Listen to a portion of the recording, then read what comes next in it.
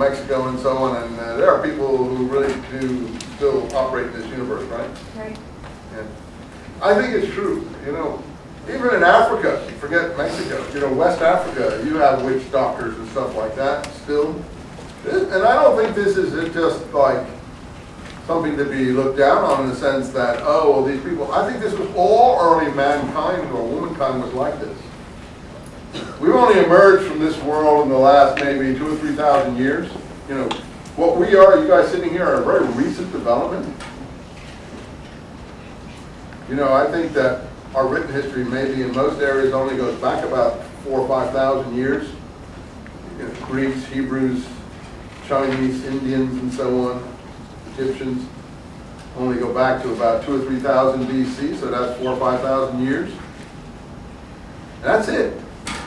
That's it. Before that, it's just total darkness. Folk memory. Tribal history of some weird time. So we're really, we think ourselves, oh, we've been here for a long time, we've been here forever. No, we haven't. We've just been here recently. We may not last, actually, because we've just been here a short time. And the kind of creatures that you are, that you represent, are new. And getting newer all the time with all your new discoveries, like, you know, how you look down on your grandparents and even your parents as being, you know, old-fashioned. Each generation does that to the previous generation. Someone's going to look at you like you're adult 30 years from now, even though you think you're really clever. And someone's going to have a cell phone that they know how to punch little things in and you don't. Because it's going to be a new thing that you can't operate because you learned the old thing and they threw that program out 25 years ago. And the new Nintendo has come along that you can't operate. So this is constantly developing, constantly moving forward in the world that we know, you know, that we represent. But for a long time it was static. It was hardly moving forward. And this represents the old time.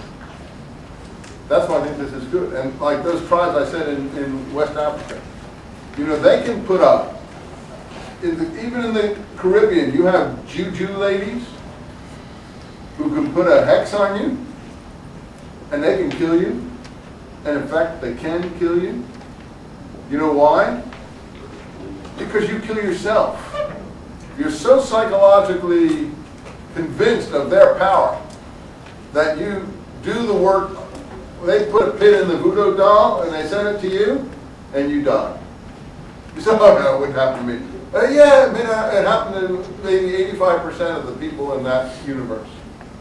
Only an extremely strong person. You're saying yes, you would agree with that, huh? I heard of that in psychology too. Yeah, you heard of psychology.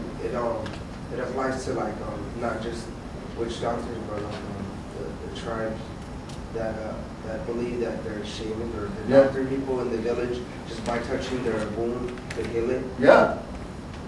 There's a lot of that. Lourdes, we still have that in Christianity. You go to Lourdes, you're walking on crutches down in southern France, you know, and you go to this fountain or something like that, and you throw your crutches away, and next thing you are, you're jumping and walking, supposedly. I'd like to see that myself. I always say, were you there, Charlie? I've never seen it yet, but I'll take their people's word that they believe. But even in this West Africa situation that I'm familiar, having heard the story about, there are people that can, you know, make other people sick, and those people will go into their huts and they will literally die unless the witch doctor comes and, you know, relieves the spell from them. Because they're so convinced that that is happening to them that they actually mortify themselves in some weird way. So this is powerful stuff. And in fact, psychologically very, very deep. And this is really the history of mankind for like hundreds of thousands of years. We're just a new little sort of pop-up. And I don't know how long it's going to last, depending on the nuclear situation. It may not last that long because these terrorists get all these nuclear stuff and start blowing up cities. All hell is going to break loose in the world that we know, which is unfortunately, I don't know if it's politics, but that's what the Iraq War is supposed to be all about. And that's what they think they're say.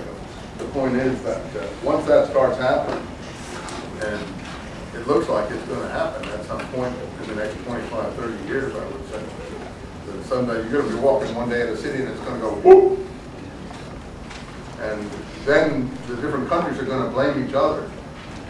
And then they're going to start tossing around some of these nuclear bombs that they have at each other because they won't know where it's come from and who's done it or what or how to respond. And if 4 or 5 or 10 of these go off, which is what these terrorist groups are looking for, that's what's going to happen. So our society is very fragile, though we don't realize it. Maybe I'm wrong. I mean, maybe in fact it's so strong it's not even going to be threatened by this. But if you see what that little thing in New York has done to us, which is nothing, what, a couple of buildings fell in?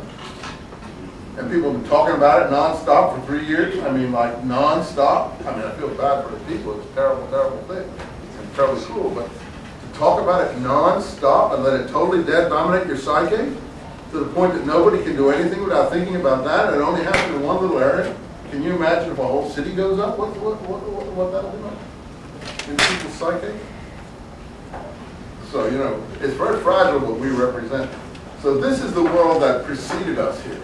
And I think this is an accurate picture, to some extent, of this crazy, insane world that preceded us. Which why I think